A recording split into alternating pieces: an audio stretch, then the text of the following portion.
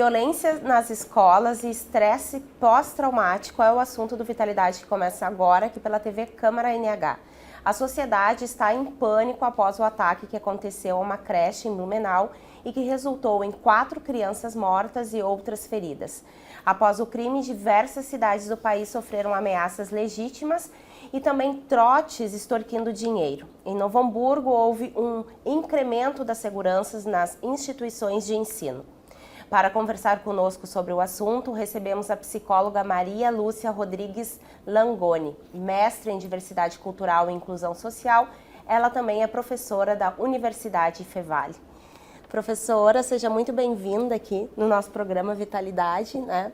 Hoje falando sobre esse assunto mais pesado que tem inquietado a sociedade brasileira de um modo em geral, né? Por não saber muito bem o que está acontecendo, porque são vários episódios em pouco espaço de tempo dentro das escolas, né? Então, que o nosso bate-papo possa trazer uma luz a mais, então, para as famílias e para a comunidade escolar frente a esses assuntos. Bom, obrigada pelo espaço, é um prazer estar aqui e poder falar um pouquinho disso tudo que vem acontecendo, que nos causa tanto estranhamento, pânico e pavor. Né? É da ordem do inadmissível e, portanto, difícil, né, de falar, de ter respostas, mas talvez de construção, né? Um momento de construir novas perspectivas com relação a uma cultura de paz. Então, mais do que olhar e conseguir definir o que leva a acontecer essas ameaças, esses ataques, a gente precisa entender o que a gente pode contribuir para que isso possa diminuir. Parecia uma realidade distante quando a gente ouvia os noticiários e se falava muito desses ataques, né, nas instituições de ensino, nos Estados Unidos, em outros países lá do hemisfério norte, e agora frequentemente a gente vê um aluno, por exemplo, algumas semanas atrás, que esfaqueou a professora e alguns colegas, né, e agora esse ataque, então, a uma escola de crianças tão pequenas, né, em que 4 crianças acabaram sendo mortas. Né? Como a gente pode explicar, então, professora, esse luto coletivo, né, vivido, né, pelo Brasil inteiro, né? Todo mundo tem aquela expressão que a gente ouviu circular bastante nas redes sociais, que quando uma mãe perde um filho, todas as mães perdem, né? Mas foi um sentimento coletivo muito forte, porque não teve quem não se colocasse no lugar daquelas famílias. Então, o que esse tipo de situação traz para a sociedade como um todo? Bom, traz um luto generalizado da sociedade como um todo, em função de que todos nós não temos a mínima ideia exata, nenhuma precisão do porquê ocorreram, nem de como exatamente é possível se proteger. Então vem um luto por uma perda e um estresse, no mínimo um estresse traumático, em função do medo iminente de que possa acontecer de novo. Então acho que há uma solidariedade, há uma empatia de se colocar no lugar desses familiares, né? Pais e demais familiares que perderam os seus filhos, perderam cônjuges, perderam alguém importante, seja um amigo, sem entender exatamente o que aquela pessoa tinha a ver com aquele momento, né? Então isso nos deixa de alerta, e um alerta que traz uma angústia muito forte, né? Vai acontecer de novo? Pode acontecer de novo? O que está acontecendo? Por que está acontecendo? Quem são essas pessoas que fazem isso? Por que fazem isso? Então a população fica toda mobilizada, e isso nos traz uma perspectiva de um estresse não só para quem viveu, mas para quem está assistindo, e diante das ameaças por todo o país, que também, né, passa a ter alguns medos. Alguns mais, porque já passaram por situações traumáticas, então isso levanta a possibilidade de novamente passar. Como se fosse um gatilho, assim, ao lembrar, relembra outra situação. Pessoas que já perderam familiares, né, crianças, adolescentes, ou que já perderam adultos em situações de violência, e que aquilo traz de novo aquele conhecido, né? Lá quando aconteceu a primeira vez, seria o primeiro tempo do trauma, tudo bem, a pessoa elaborou, mas está lá, guardadinha. Quando acontece de novo, seria esse segundo tempo do trauma, onde a pessoa se coloca numa posição, sim, isso acontece, pode acontecer de novo. Então, ela passa muitas vezes, a gente pode passar a vivenciar pesadelos, sonhos recorrentes com uma angústia de ver a cena acontecendo, de imaginar outras cenas, de estar com medo de estar em qualquer lugar e algo te pegar, né, de surpresa. Então, esse luto carregado com todo esse estresse traumático, que a gente pode desenvolver um estresse pós-traumático ou não, né? O estresse diante de uma situação aguda, que aconteceu agora, é um estresse agudo.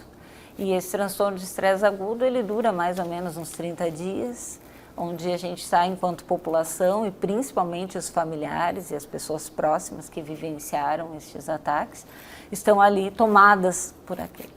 Não entende, não compreende, então há um sentimento de desrealização, né? Parece que tu não pertence ao mundo, que o mundo é estranho, que é aleatório, que tu não compreende mais a lógica de estar no mundo. Ou até mesmo de despersonalização, onde eu não consigo me achar, onde eu não consigo, eu me sinto perdido em relação ao mundo. Então, no estresse, né, no transtorno de estresse agudo, isso também acontece. Quando que ele vai complicar, né? Quando a partir mais ou menos em torno de 30 dias, esses sintomas começam a permanecer. Então, muitas vezes a pessoa já tinha quadros de depressão, quadros de ansiedade, já tinha passado por muitas situações traumáticas e isso desencadeia, então, um estresse pós-traumático mais prolongado, que pode ser simples, né? Chegando assim até uns 6 meses, e pode ser complexo, onde ele permanece por mais tempo na vida do sujeito. Então é importante a gente estar atento assim, com filhos, né, com companheiros, com colegas de trabalho, o quanto tempo vai levar para que estas sensações ruins passem, né, para que esse medo exacerbado diante de qualquer indício, né, pequeno que seja, como se logo fosse acontecer uma catástrofe, ficar olhando para as pessoas ao redor e imaginando que elas são as próximas que vão agredir, né. Sintomas fisiológicos que se aproximam muito de um quadro de ansiedade, de um quadro de pânico, então dor de cabeça, náusea, desconforto no estômago, taquicardia. Então, começar a ficar atento se isso vai se prolongando ou não. Falar é muito importante, né? Mas a gente precisa cuidar dos excessos da fala, né? Muitas vezes nós, enquanto adultos, vamos falar e estamos muito estressados. Então, primeiro a gente precisaria estar mais tranquilo para chegar nos filhos e poder falar, olha, é importante, algumas pessoas se perdem, né? Algumas pessoas saem da realidade, muitas vezes a gente precisa então ter um cuidado, hoje tem mais policiamento, hoje está tudo mais fechado para que se possa organizar, entender e proteger dessas pessoas que se perdem. O fato é que a gente tem vontade de dizer que são pessoas ruins, que são do mal, que são isso, que são aquilo, e aí a gente vai criando um estigma. A criança ou adolescente, nós mesmos adultos, vamos criando, né, alguns estereótipos, estigmatizando pessoas. Então a gente já começa a te olhar, né, e esse é um grande risco, né? Então nós precisamos estar atento que não existe um perfil exatamente hoje que a gente já consiga traçar e de que a gente precisa de uma cultura de mais paz. Então poder identificar que tem pessoas que se perdem muitas vezes, né? Que não estão equilibrados naquele momento, que precisam de ajuda e que podem cometer atos, né, contra outras pessoas.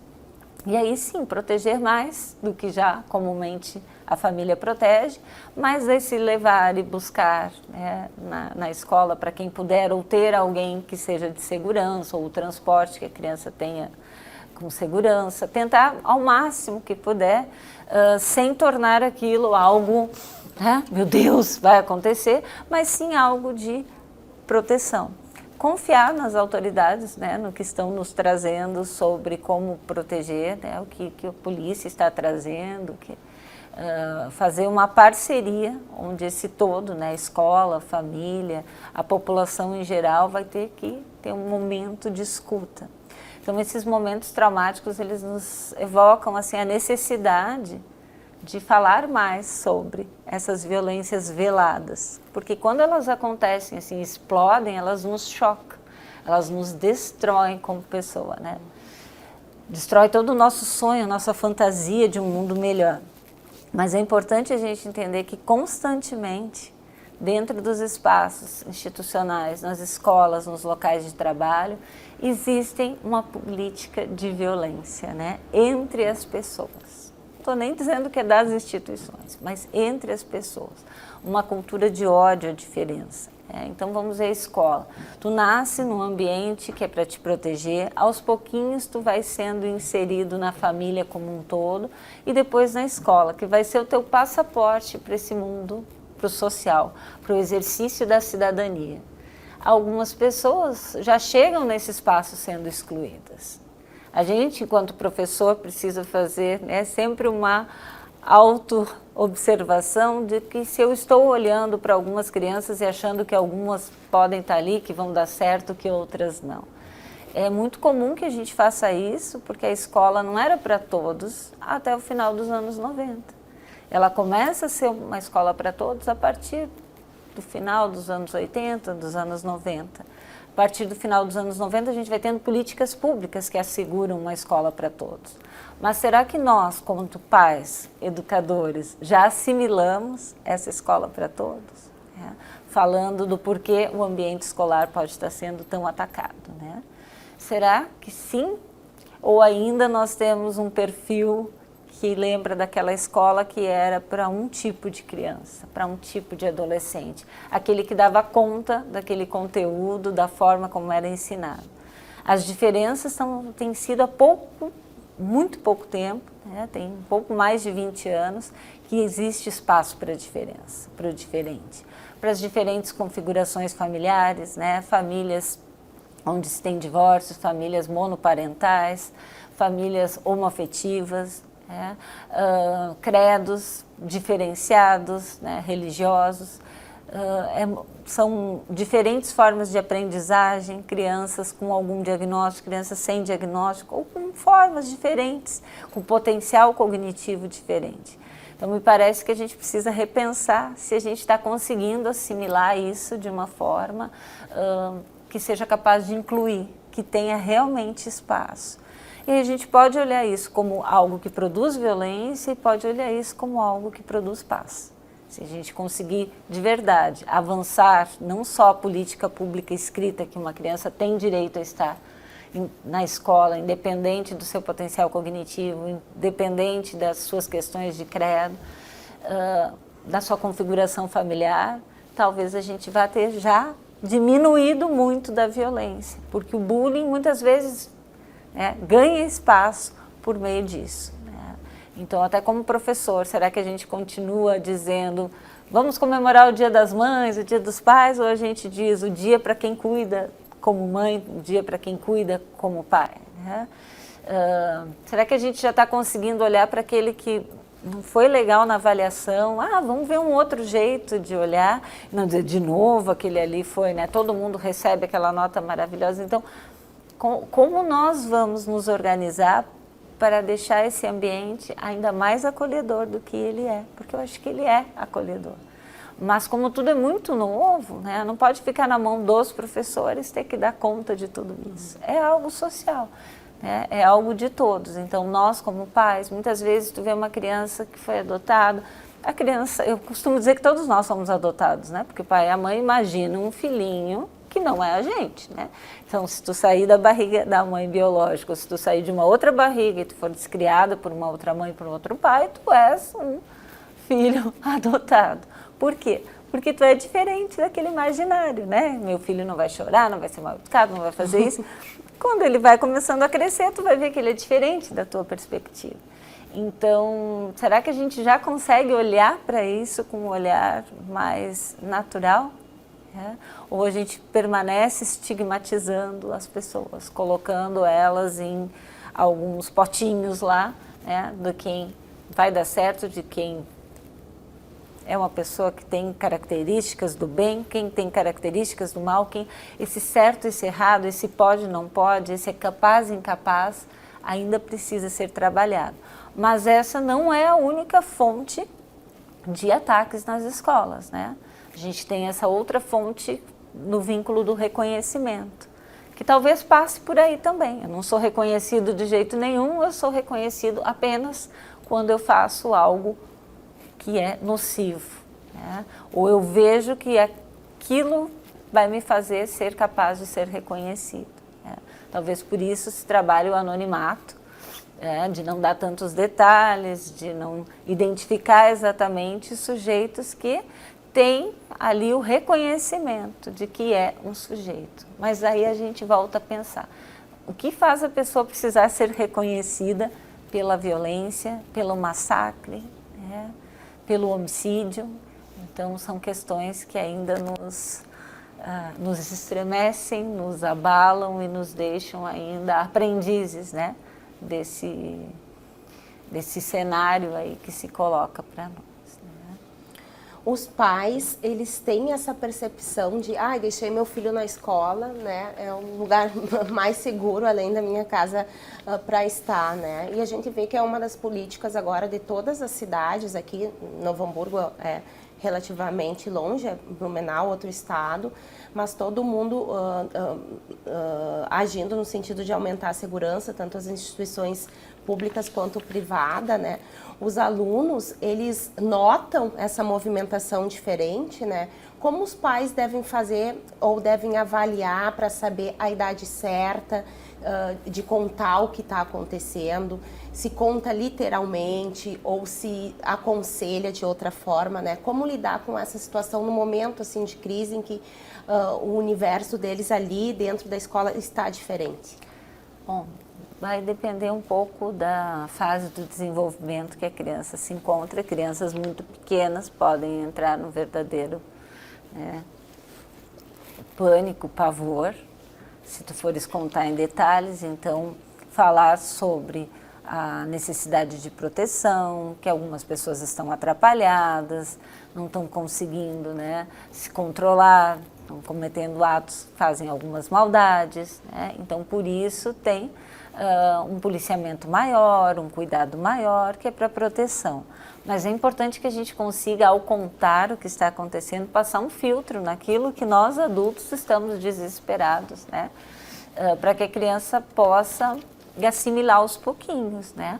E se ela vai perguntando mais, a gente já sabe que ela está podendo ouvir um pouco mais. Então a gente tem que ter um cuidado para não chegar e sentar com a criança e contar tudo o que aconteceu, como foi e que horror, porque aí a gente vai ter que responder para a criança algo que nós não sabemos responder.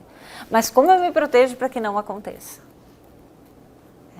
Então a gente vai precisar confiar que sim, pelo menos agora nós estamos sabendo, estamos em alerta e as escolas estão mais monitoradas, né? Seja pela própria brigada, pela polícia um todo, quanto pela própria condição da escola de se organizar, fechada, com identificação. Então quer dizer, nós estamos mais protegidos. Uma das perguntas que a gente recebeu é que geralmente aqui na primeira infância e logo após delas, né, os pais tentam proteger ao máximo e blindar os filhos contra essas informações ou as coisas ruins que acontecem, né? E daí falar de um assunto tão perverso como esse também é muito doloroso para os pais, né? Muito. Então, seria bacana que se criassem, até se for possível, dentro das escolas, das organizações de pais e mestres, um espaço para os pais poderem trazerem profissionais, poder debater sobre isso, para que não caia sobre a criança, não recaia sobre o adolescente esse excesso que nós estamos, né, de um lado com razão e de um lado exacerbados, né? Então, para que a gente consiga um equilíbrio e possa proteger.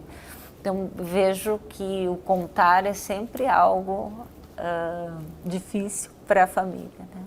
Porque contar é como eu conto. Então, primeiro acalma, primeiro fica mais tranquilo, confia na rede de apoio que está ali. E assim como a gente explica para crianças muito pequenas que tem que andar de mão dada na rua, porque senão pode passar alguém e pode levar, que tem pessoas que levam, é nesse mesmo tom que tu vai falar na primeira infância ali, né? E para os ali em torno de 4, 5 anos, 6 anos, que são crianças que às vezes estão, né, numa fase do desenvolvimento mais ingênuas, né? Então tu vai falar o que tu já fala para proteger, não pode ficar sozinho no carro, não pode, existem pessoas que entram, que invadem, tu dá uma noção daquilo, porque se alguém contar para eles na escola, um outro colega contar em detalhes, ah tá, meu pai e minha mãe falaram que é para cuidar mais, né? Então é um cuidado para não fazer um terrorismo ali, porque aí sim a gente vai causando já uma vivência traumática para a criança. Às vezes os pais não têm essa conversa com o filho e acaba surgindo a história de uma maneira bem piorada através dos amigos ou das redes sociais, né? Por exemplo, eu tenho uma filha pequena de 5 anos que ficou mais alheia a isso, né? Mas o mais velho, quando chegou de 10, eu fui introduzir o assunto e dizer que tinha acontecido uma coisa, né? Muito ruim e tal, né? E ele disse, eu sei, mãe. E daí me deu o relatório de detalhes, assim, né? Que já era uma conversa que já estava pipocando em toda a escola, também muito acesso às tecnologias, né? Então, o quanto o uso dessas tecnologias, não só os noticiários de televisão, né? Mas YouTube e TikTok principalmente, porque até tem outras mídias que os pais conseguem exercer uma proteção familiar, né? Então, como os pais podem controlar isso, né? Ou tentar, não é espionar os filhos, né? Mas ter um controle, porque acredito que eles estão nesse direito, né? Aí entra naquela seara da intimidade do filho também, né? Mas de proteger eles, porque eles são crianças, né?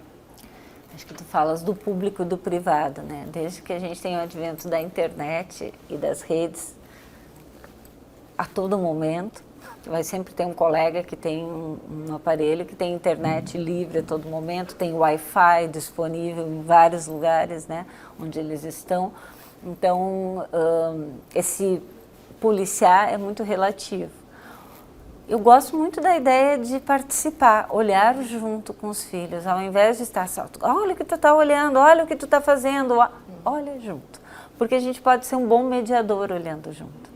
Olhando junto a gente desmistifica algumas coisas que a gente estava demonizando, né? Algumas a gente pode ajudar a criança, o adolescente a ter uma crítica sobre aquilo que está acontecendo. Então, se aproximar disso, né? Olhar o horário de uso, né?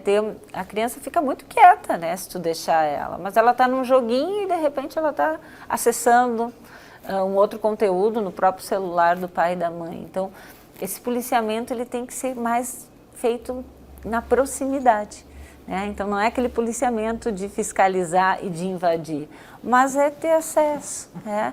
Bom, se tu vai permitir que tenha um TikTok, tem as condições, olha, por enquanto eu gostaria de ter junto contigo, né? E tentar não invadir, mas sim olhar junto, né? Já quando a criança vai ter, tu já fazer essa combinação com ela, de que nesse momento tu quer estar junto com o Instagram, tu quer olhar junto, e o melhor seria ter um momento da semana para olhar junto.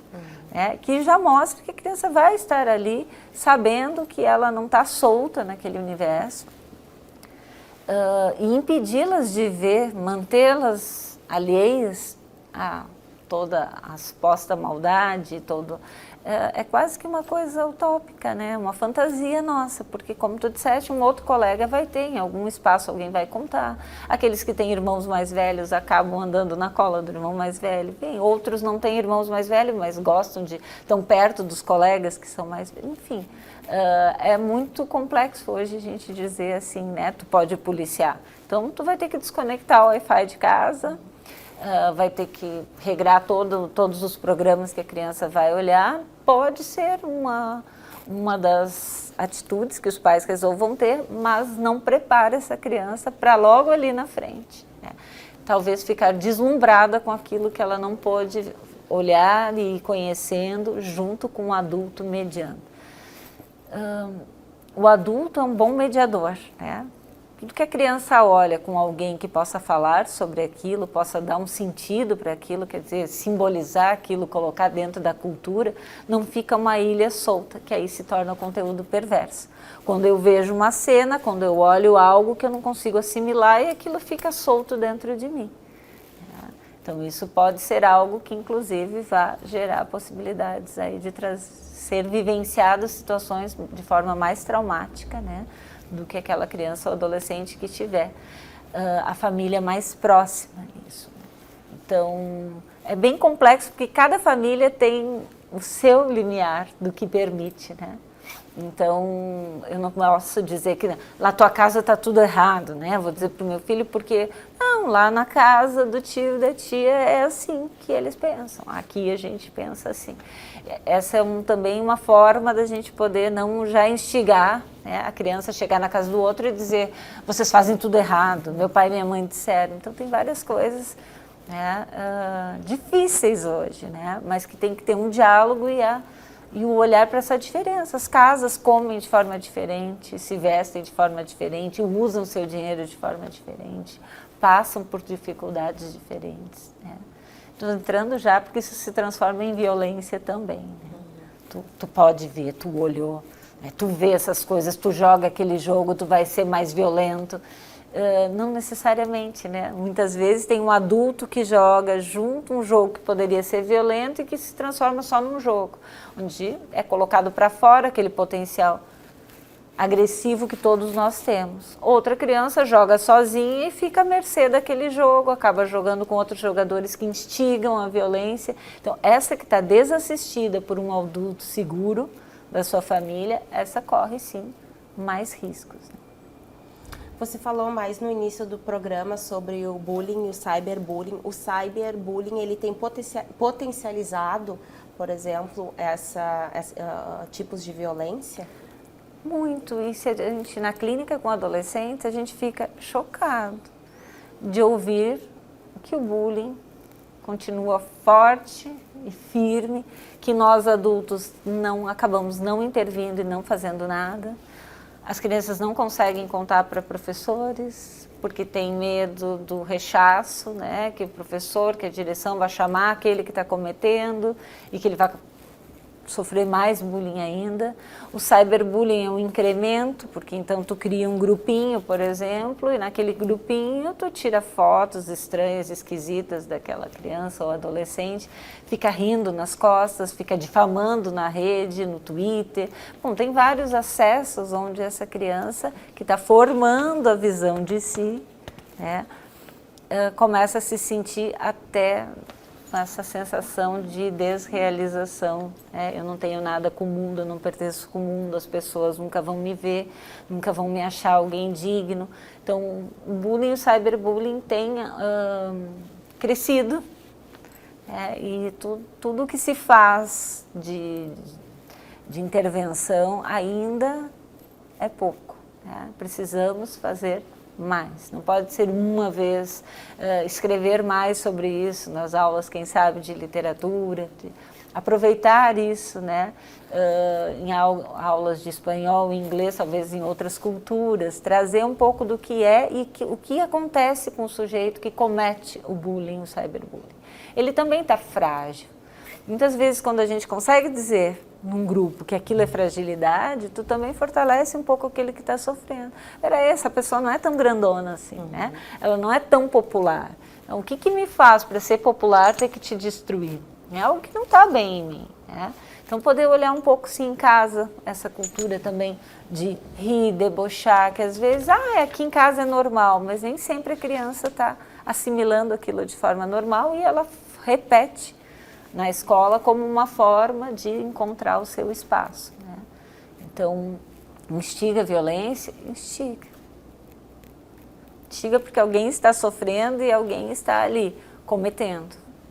E quem está cometendo também está tendo uma violência, porque daqui um pouco na frente vai trabalhar para esse que, né, sofria um dia bullying, e aí depois vira o reverso lá no trabalho, onde aquela pessoa que sofria bullying pode vir a fazer um assédio moral. Quer dizer, a violência, ela sempre desencadeia um circuito de violência, né?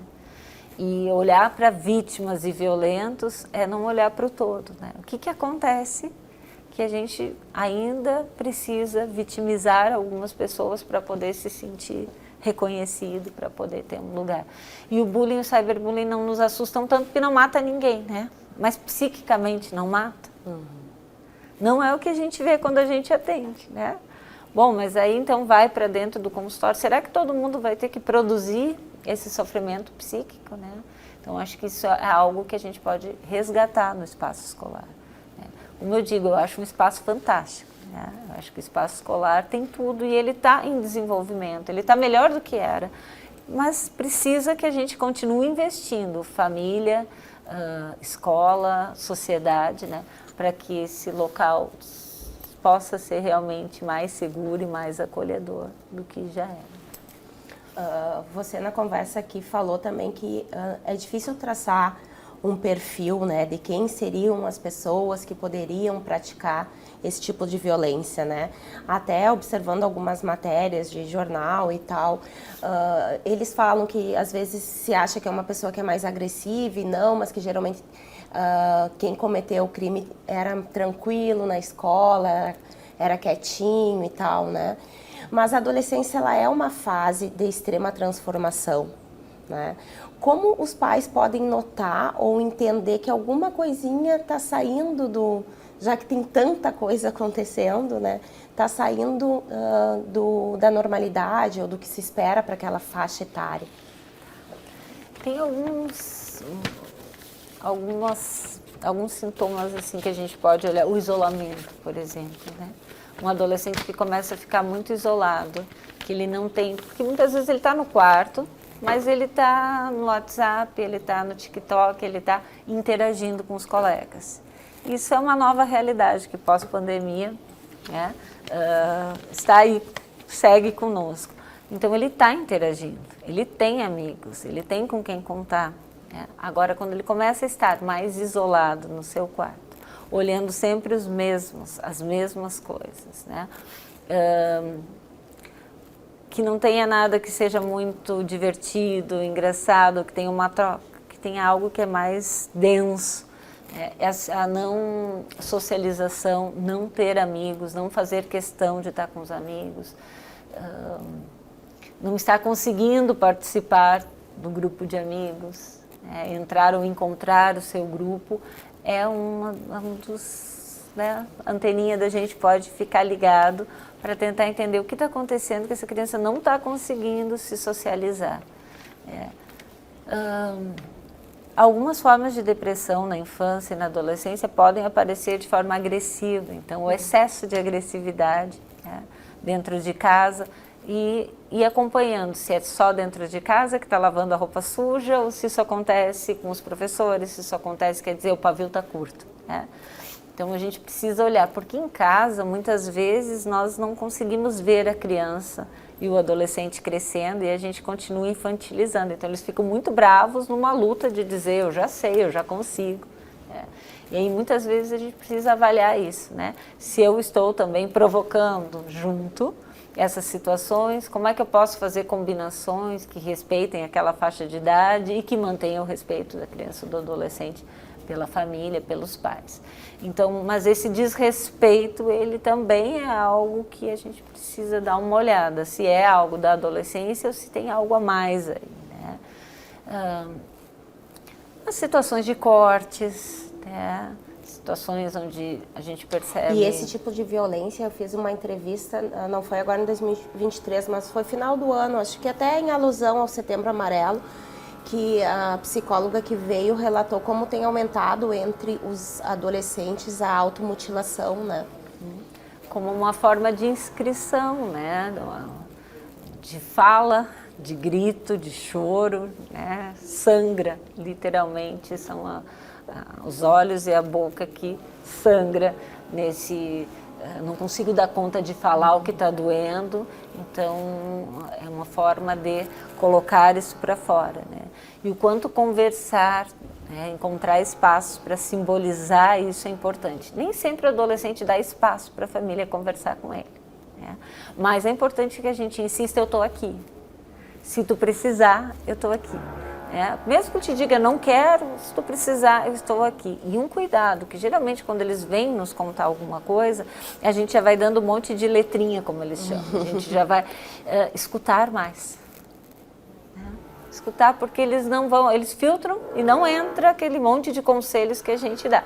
A não ser quando eles pedem o conselho. Às vezes eles querem só contar. Então, ter esse ambiente que valorize um pouco esse momento que o adolescente está passando, o tipo de filme que ele olha, o tipo de música que ele escuta. Às vezes a gente está sempre dizendo que lixo isso aí, tu só vê lixo, tu só faz lixo, tu não vai ser ninguém. Quer dizer, muitas vezes nós somos muito violentos, né? Depois, se ele chega na escola, em contrapartida, ele não está indo bem, daí tem uma reclamação, é tudo de novo. Há um massacre psicológico e moral, muitas vezes, em cima da criança. Então, isso não vai justificar que ela vai aparecer e vai ter um ato, né, de um ataque, mas são coisas que a gente pode estar percebendo que há um sofrimento psíquico. Né? Esse excesso de silêncio também frente ao bullying, o cyberbullying, né? Que a criança às vezes não consegue contar, porque os pais não conseguem ouvir. É difícil para a gente, enquanto pai, ouvir. E tu não disse nada, e tu não fez, e tu não reagiu. Se a criança não fez e não disse, é porque naquele momento ela não está conseguindo. Então eu deixo ela mais incompetente ainda quando eu digo que ela devia ter feito, que ela não devia ter dado bola. Então, os sinais que ela vai nos dando é essa introspecção, né, que vai ficando fechada com a família, mas também com os pares. Com a família, tudo bem, se eles estão como os pares, ok. Quem são esses pares? Outra coisa que eu gosto muito, né? Leva e busca, né? Tenta estar perto. Talvez a gente fale de alguns pares mal que a gente não está levando e buscando. É uma forma de também ir liberando para saídas, para outros contextos sociais, sem com que seja solto. Acho que a gente fala muito de se sentir solto, né? Que é essa sensação que pode ficar muito agravada num estresse pós-traumático, né? A pessoa se sentir totalmente solta, porque além de estar sentindo toda essa desamparo, talvez próprio da adolescência, dessa fase de transição, né? É um adulto em experiência, ainda temos a possibilidade de que ele não acredite mais, né, na segurança.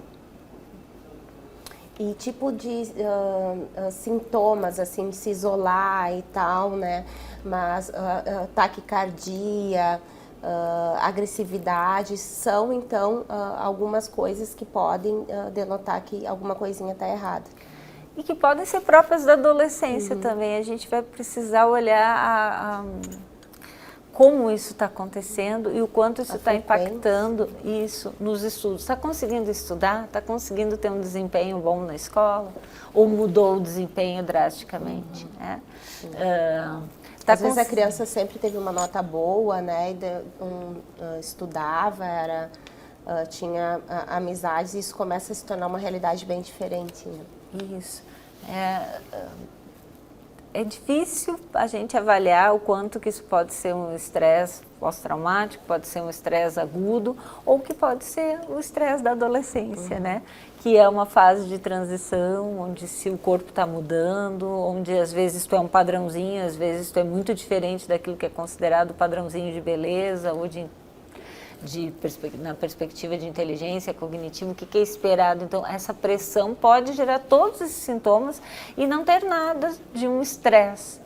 Então, a gente vai ter que olhar o quanto que isso está comprometendo a vida desse adolescente, né?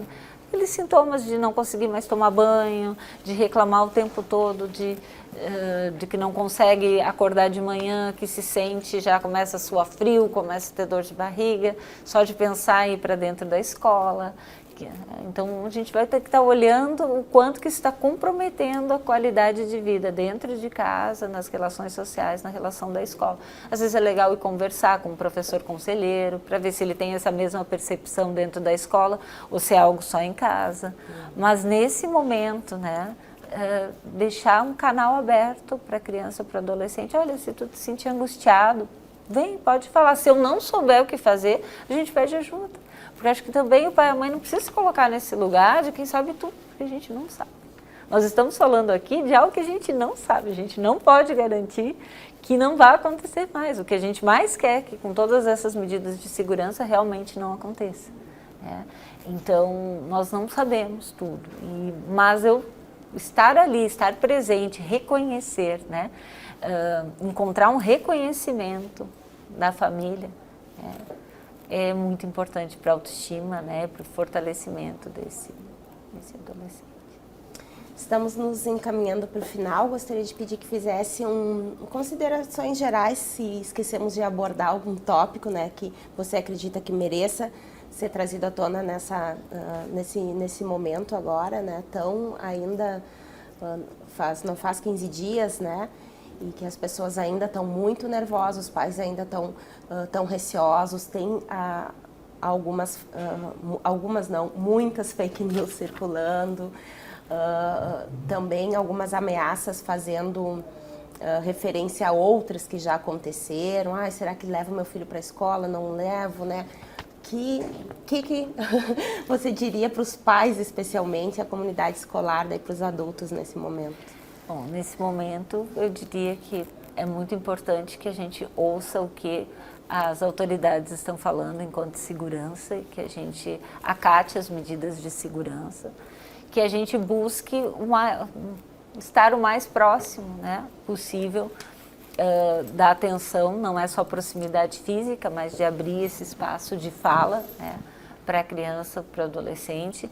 Mas principalmente eu deixo, né, a ideia da cultura de paz, né, de respeito à diferença, né, de mais amor, de trazer essa amorosidade para o contexto familiar, para o contexto escolar, amorosidade no sentido de empatia, de se colocar no lugar do outro que é diferente, de que é possível a diferença existir, que é ela que dá um colorido incrível para o ser humano, né?